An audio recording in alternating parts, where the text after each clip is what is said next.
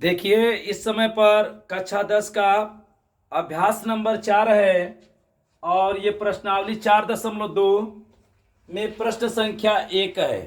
ठीक है, तो प्रश्न संख्या 1 है और पाठ संख्या 16 है। तो प्रश्न संख्या 1 में क्या कह रहा है? कह रहा है कि गुणनखंड विधि से निम्न द्विघात समीकरणों के मूल ज्ञात करिए। ठीक है, आपको गुणनखंड विधि से जो ये द्विघात समीकरण दिए गए हैं, ध्यान से देखिएगा। बताइए, चर के ऊपर उच्चतम घात कितना है? 2 है। इसका मतलब ये द्विघात है। देखिए, यहां पर भी 2 है और यहां पर भी घात 2 है और यहां पर भी घात 2 है और यहां पर भी घात 2 है। तो जब चर की घात उच्चतम 2 हो तो आप समझिएगा कि वो द्विघात समीकरण है। ठीक है, और जब चर पर घात 1 हो तो वह रैखिक समीकरण होता है। तो हमें इन सभी प्रश्नों का क्या करना है? तो गुणनखंड ज्ञात करना है। गुणनखंड विधि से मूल ज्ञात करना है। समझिए, तो देखिए, इसमें का प्रश्न नंबर 1 में बना रहा हूं और ध्यान से देखिएगा। यहां पर सबसे पहले हम लोग लिखेंगे हल में यहां पहला प्रश्न है। ध्यान से देखिए, बात ना करे कोई। देखिए, यहां पर x² - 3x और -10 बराबर 0। मैंने क्या किया? तो प्रश्न को उतार दिया और एक सवाल मैं बताऊंगा और उसी के आधार पर ये पांचों प्रश्न बनेंगे। यही नहीं, गुणनखंड विधि का यही तरीका होता है। देखिए, यहां पर ध्यान समझिएगा। देखिए, सबसे पहले मानक रूप में लिखते हैं। तो मानक रूप का मतलब यह होता है कि चर का उच्चतम घात 2 है, उसके बाद 1 लिखे हैं, उसके बाद देखिए अचर लिखे हैं। तो यह मानक रूप में लिखा गया है। या तो चर की घात घटते क्रम में लिख दीजिए या चर की घात बढ़ते क्रम में लिख दीजिए। तो चर की घात घटते क्रम में लिखे। देखिए, x पर 2 है, उसके बाद x पर 1 लिखे हैं। ये चर को देख करके सजाते हैं। तो चलिए देखिए क्या करेंगे। जब गुणनखंड विधि से द्विघात समीकरण के मूल ज्ञात करने के लिए कहा जाए तो देखिए, शुरू वाले पद का अंतिम वाले पद के साथ गुणा करेंगे। देखिए, x² गुणे -10। ठीक है, गुणा कर रहे हैं, करें। अब देखिए, ये धन है, ये ऋण है, तो ऋण हो जाएगा 10x² हो गया। अब देखिए, जो गुणा करने पर आता है उसका 2 जगह हम लोग खंड करते हैं। कितने जगह करते हैं? 2 जगह करते हैं। तो बताइए, चर पर उच्चतम घात कितना है? तो चर पर उच्चतम घात 2 है, तो इसका हम खंड कर रहे हैं। यहां पर x और यहां पर x, 2 घात था ना, तो मैंने एक x 2 जगह लिख दिए, तो 2 जगह ये बट गया। अब 10 का खंड करेंगे अचर का। तो देखिए, किसी भी संख्या का एक और वह संख्या हमेशा खंड होती है। तो 10 का खंड 1 हो जाएगा और 10 हो जाएगा। अब देखिए, यहां पर मैं बता रहा हूं 10 का खंड 2 से कटाइए 5 हो जाएगा। तो एक 2 होगा और एक 5 होगा, होगा ना। अब देखिए, 5 से इसको कटाइए 1 हो जाएगा। तो 2 5 10 और 1 और 10 मैंने लिखा है। तो देखिए, अब ये शुरू वाले पद का अंतिम वाले पद के साथ गुणा किए और गुणा करने के बाद इसका मैं 2 जगह खंड कर रहा हूं। तो मैंने खंड भी कर दिया। अब देखिए, ये जो है 1 और 10 और 2 और 5, ये दोनों के दोनों खंड जो हैं 10 के हैं और दोनों खंड सही है। लेकिन हमें ये पता करना है कि इस प्रश्न के लिए इसमें का कौन सा खंड सही होगा। देखिए, 10 का खंड है, 1 में 10 का गुणा करिए 10 हो जाएगा, 2 में 5 का गुणा करेंगे 10 हो जाएगा। आ जा रहा है 10 ना, तो ये 10 का खंड है। सर जी लोग क्या करते हैं कि ऑटोमेटिक लिख देते हैं कि 2 और 5, 4 और 3, लेकिन आप नहीं जान पाते हैं कि आखिर वही खंड क्यों सही है। तो देखिए, इसे जोड़िए, इसको जोड़िए। 1 में 10 जोड़ेंगे तो 11 होगा, और 10 में ले 1 घटाएंगे तो 9 होगा। आज जोड़ने घटाने पर ये जब मध्य वाला पद आएगा ना, तो वही खंड इस प्रश्न के लिए क्या होगा? सही होगा। तो ये खंड गलत हो गया। तो ये खंड नहीं गलत है, इस प्रश्न के लिए ये खंड गलत है 10 का। अब देखिए 2 में 5 जोड़िए 7 हो जाएगा, लेकिन 5 में ले 2 घटा दीजिए तो 3 आ जाएगा। देखिए ये मध्य वाला पद आ जा रहा है, तो इस द्विघात के लिए ये खंड आपका क्या है, सही है, यही खंड सही है। तो देखिए अब हम क्या करेंगे, तो देखिए यहां पर एक जगह लिख दीजिए 2 और एक जगह लिख दीजिए 5, हो गया। अब हम लोग चिन्ह लगाएंगे। देखिए सबसे पहले शुरू वाले पद का अंतिम वाले पद के साथ गुणा कर दीजिए, सजाने के बाद मानक रूप में लिखने के बाद। उसके बाद जो खंड करने पर गुणा करने पर आता है उसका 2 जगह खंड कर दीजिए। तो मैंने 2 जगह खंड भी कर दिया। अब चिन्ह लगाते हैं। तो देखिए सबसे महत्वपूर्ण बात इसमें का, जो गुणा करने पर आया है उसके पास देखिए जो गुणा करने पर आया है उसके पास माइनस चिन्ह है, यह माइनस चिन्ह है।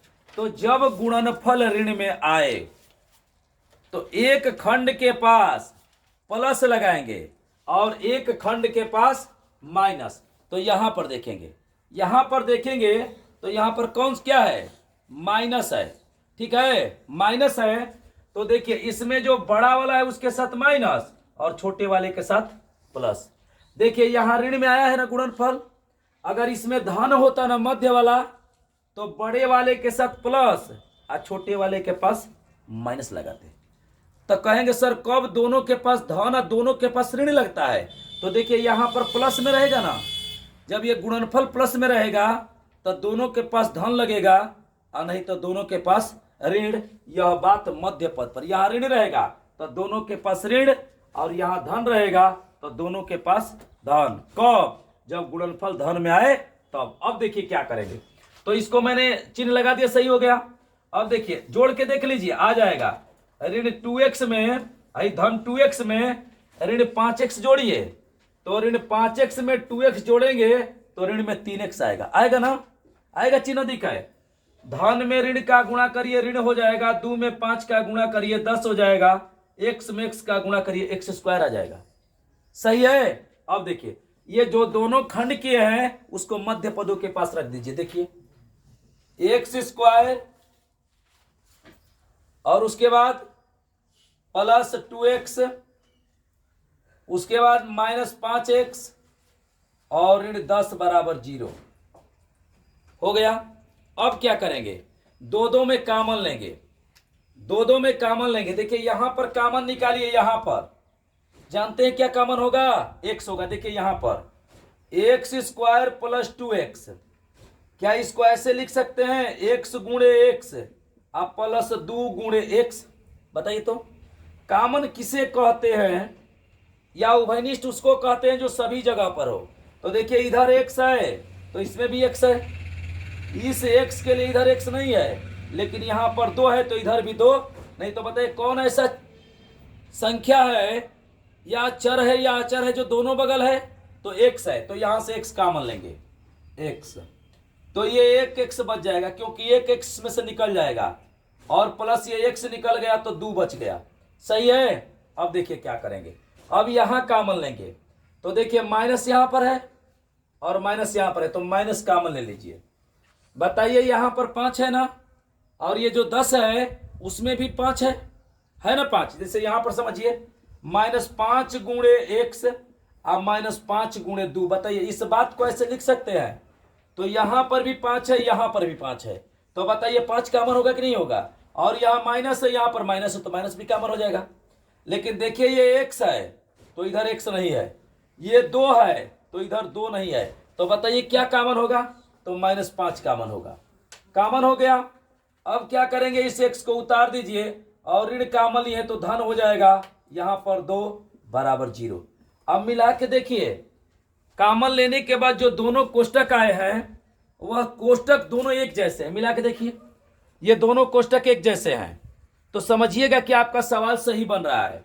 अब क्या करेंगे कि जो ये कॉमन लिए हैं उसको एक में कर दीजिए, x - 5, और इसको जो है दोनों जगह आया है उसको एक बार लिख दीजिए, x + 2 बराबर 0। अब देखिए ये जो सवाल है द्विघात, इसका ये गुणनखंड है। अगर गुणनखंड कहता तो यहीं पर सवाल को हम छोड़ देते, लेकिन जानते हैं हमसे क्या पूछा है? गुणनखंड विधि से निम्न द्विघात समीकरणों के मूल ज्ञात करिए। इसका मूल ज्ञात करना है।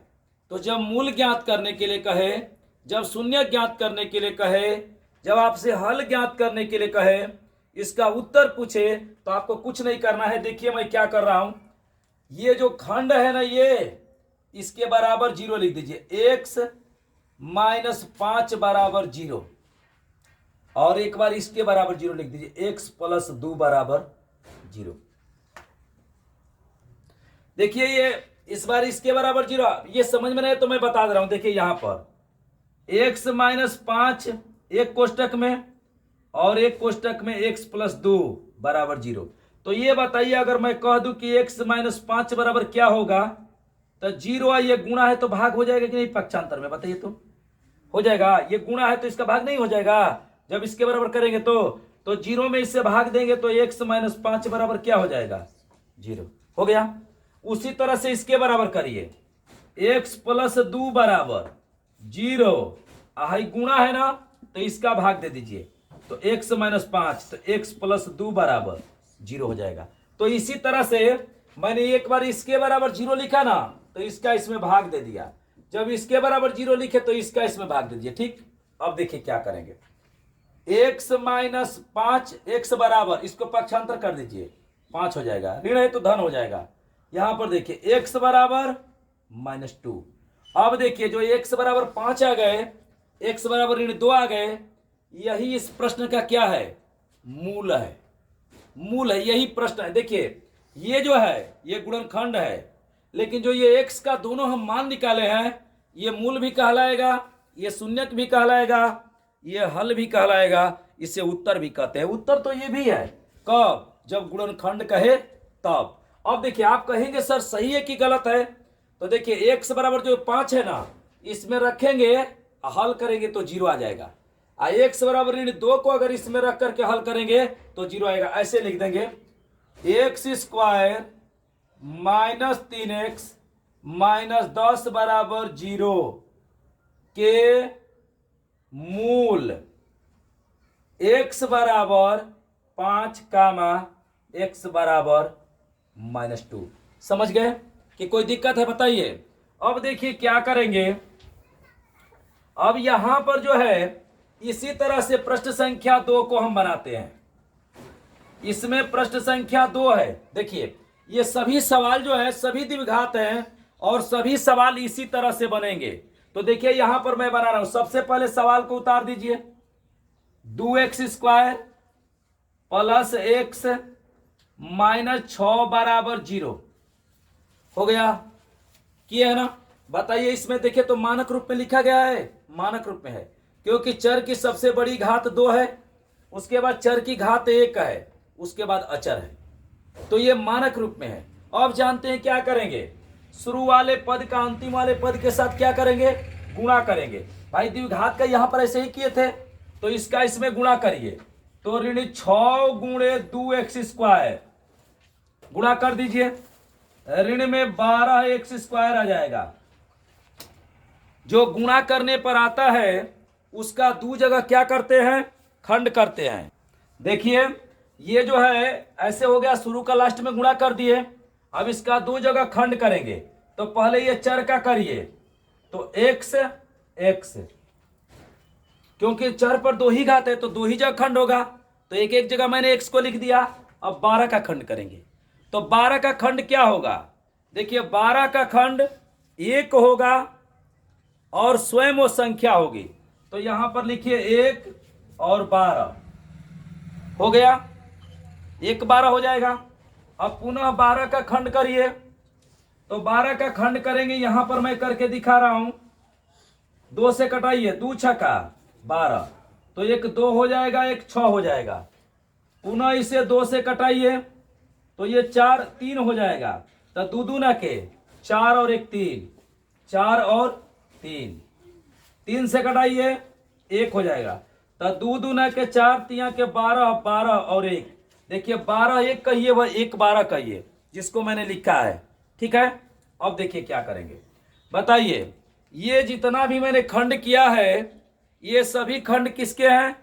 तो सभी खंड 12 के हैं। क्यों? एक में 12 का गुणा करेंगे 12 हो जाएगा, दो में 6 का गुणा करेंगे 12 हो जाएगा, 4 में 3 का गुणा करेंगे 12 हो जाएगा। तो ये सभी खंड 12 के हैं, लेकिन इसमें का कौन सा खंड इस प्रश्न के लिए सही है? तो देखिए, इसको जोड़िए, 12 में 1 जोड़ेंगे तो 13 होगा, और घटाएंगे तो 11 होगा।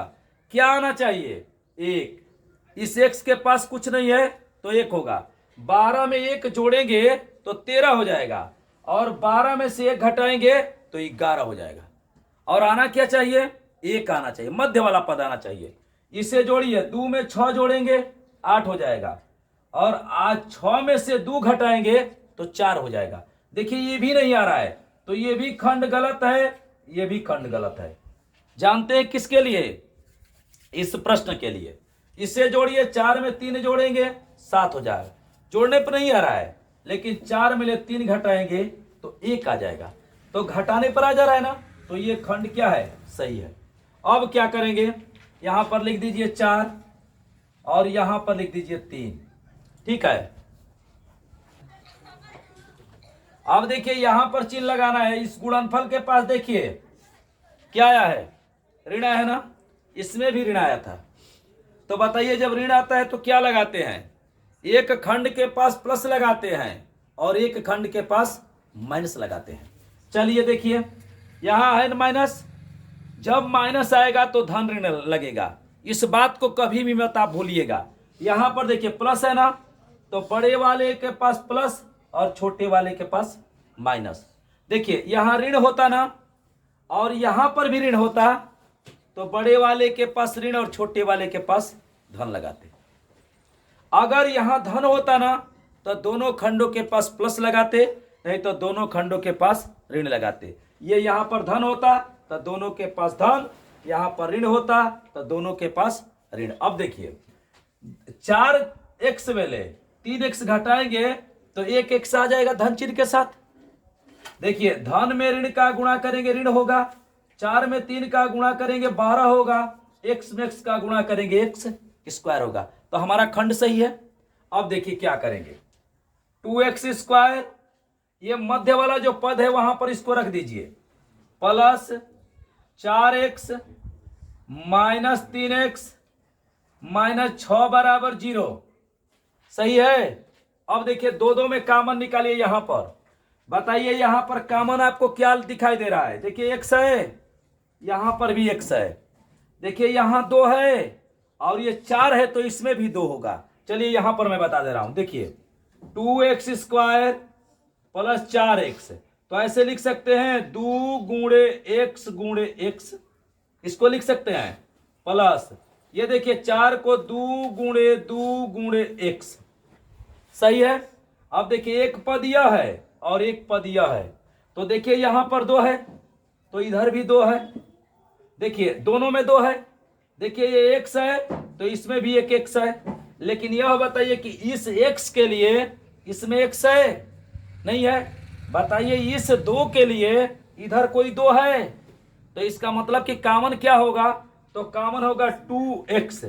2x तो 2 निकल गया, x निकल गया, तो एक x बच जाएगा। अब प्लस ये 2 निकल गया, ये x निकल गया, तो 2 बच जाएगा। तो यहां पर बातें आपको समझ में आ गया। 2x और एक में होगा x प्लस 2। अब देखिए, उसी तरह से मैं यहां पर बता रहा हूं आपको। देखिए, यहां पर ऋण है, यहां पर भी ऋण है, तो ऋण तो कॉमन होगा। ठीक है। अब देखिए, यहां पर मैं समझा दे रहा हूं, 3 गुणे x, ऐसे करिए ऋण ऋण, और 6 का खंड करेंगे तो 3 गुणे 2, ऐसे होगा ना। अब बताइए, इधर 3 है तो इधर 3 है। बताइए, इधर x है तो इधर x है? नहीं है। यहां 2 है तो यहां पर 2 है? नहीं है। तो कॉमन उसे कहते हैं जो दोनों पदों में हो। तो बताइए, इसमें से ऋण है तो ऋण 3 कॉमन ले लीजिए, तो ये x हो जाएगा, और ऋण ऋण निकल जाएगा तो धन हो जाएगा, और इसको 2 लिख देंगे। समझ में आया हम क्या कह रहे हैं? बात आप लोग को समझ में आ रहा है? अब क्या करेंगे, देखिए, यहां से मैं 3 कॉमन ले लूंगा, तो बताइए क्या बचेगा? तब x प्लस 2 बराबर 0। अब एक हमें बात बता दीजिए, बताइए जो ये द्विघात आप बना रहे हैं क्या आपका सही बन रहा है कि गलत बन रहा है? सही बन रहा है, क्योंकि ये जो दोनों कोष्टक है इसमें समान प्रकार का कॉमन लेने के बाद संख्या आया है। समान प्रकार का संख्या है और उसका सामान्य चिन्ह भी है, एक जैसा है, थोड़ा सा भी अंतर नहीं होना चाहिए। देखिए यहां पर मिला लीजिए, इसमें देखिए यहां पर मिलाइए, ऐसे ही बना है ना, दोनों कोष्टक में एक जैसा आया है। अब एक द्विघात पढ़ेंगे, पूरे द्विघात का खंड ऐसे ही बनेगा, चाहे वो किसी भी क्लास का हो, उससे मतलब नहीं है। अब देखिए इस कॉमन को एक में करिए, 2x माइनस 3, और ये जो हर जगह आया है उसको एक बार लिख दीजिए, x प्लस 2 बराबर 0। जानते हैं इस प्रश्न का ये गुणनखंड है, ये गुणनखंड है, लेकिन हमें गुणनखंड नहीं ज्ञात करना है। कह रहा है कि गुणनखंड विधि से, देखिए ये विधि कौन है, तो गुणनखंड विधि है, ऐसे ही गुणनखंड विधि कहा जाता है। तो गुणनखंड विधि से निम्न मतलब नीचे द्विघात समीकरण के मूल ज्ञात करिए। तो देखिए जैसे इसको बनाए हैं, देखिए यहां पर आ चुके हैं, दोनों कोष्टक में लिख दिया। अब क्या करेंगे, एक बार इसके बराबर 0, 2x माइनस 3 बराबर 0, और एक बार x प्लस 2 बराबर 0। जानते हैं कैसे लिखे हैं? जब इसको लिखिएगा तो इस 0 के नीचे x प्लस 2 से भाग दीजिएगा, समझ गए, तो 0 हो जाएगा। जब इसको लिखिएगा तो इसको इसके 0 भाग दे दीजिएगा, पक्षांतर हो जाएगा, तो गुणा है तो भाग हो जाएगा। अब देखिए 2x, इसको पक्षांतर कर दीजिए, बराबर, ऋण है तो इधर आएगा तो धन हो जाएगा 3। अब ये देखिए यहां से x बराबर 3 और ये गुणा है तो भाग हो जाएगा 3/2, और यह देखिए x बराबर, ये धन है इधर पक्षांतर होगा तो ऋण हो जाएगा 2। समझ गए? तो देखिए x बराबर जो यह 3/2 आया है, x बराबर ऋण 2 आया है, इस प्रश्न का जानते हैं क्या है? मूल है। क्या है? मूल है। ऐसे मूल निकालते हैं, जो लड़का गुणनखंड करने जानता है वह मूल को निकाल लेगा। समझिए करना क्या है, जो खंड आया है ना उसी दोनों खंडों के बराबर 0 आपको लिख देना है, ठीक है, और पक्षांतर करके x का, तो ऐसे लिखेंगे 2x square plus x minus 6 बराबर 0 के मूल। बताइए x बराबर 3/2 और x बराबर -2। बताइए हो गया, समझ में आ गया? अगर चाहते हैं कि सही है कि गलत है तो x के जगह पर 3/2 इसमें रखेंगे, हल करेंगे तो 0 आ जाएगा, और x के जगह पर इसमें -2 रख करके अगर हल करेंगे तो भी 0 आ जाएगा। तो इस प्रकार से ये प्रश्न हो गया। नेक्स्ट अगले पार्ट में